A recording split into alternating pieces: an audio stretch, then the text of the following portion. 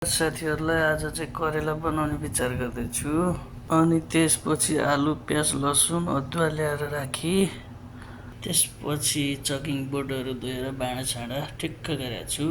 हेर्नु साथीहरू, लसुन खोइलायो, त्यसपछि खोइलाइसकेपछि पार्यो लसुन अदुवा आलु पखाल्नुलाई ठिक्क। अब त्यसपछि धुनुलाई ठिक्क बनाएँ आलु प्याज लसुन। हेर्नु, त्यसपछि यो करेला धुँदै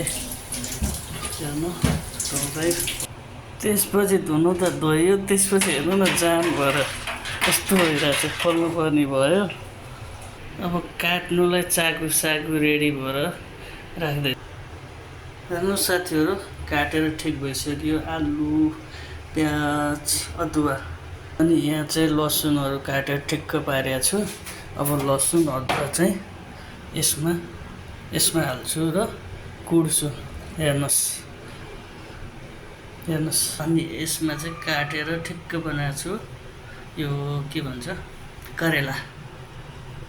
यहाँ चाहिँ दाल छ, हेर्नुहोस् साथीहरू, अघि मैले बसालेको थिएँ त्यो दाल यता पाक्दैछ। अनि यहाँ चाहिँ कराई बसाल्दैछु। कराई हेर्नु,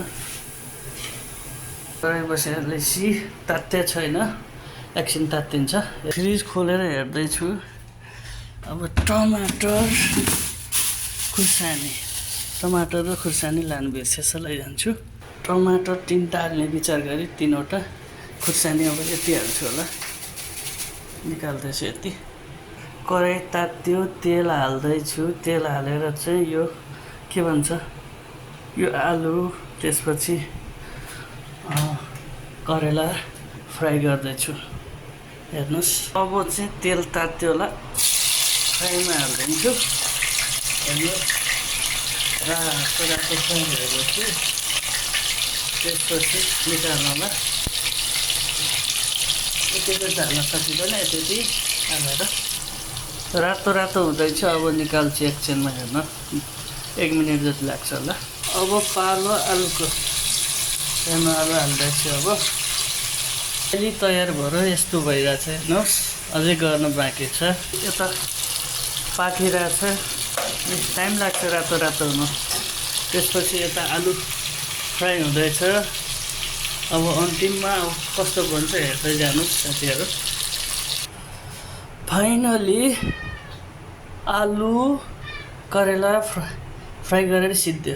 त्यसपछि यता टमाटर र खुर्सानी ठिक्क छ। फेरि यता तेल बसालेको छु। हेर्नु, प्याज हाल्दैछु। त्यसपछि हेर्नु कस्तो हुन्छ, प्याज रातो हुँदैछ। हेर्नुहोस्, त्यसपछि खरिन्छ। त्यसपछि खुर्सानी हाल्छु। अगुल्डामा कुट्दैछ। अब पाक्दैछ। हेर्नु, मसला सबै हाली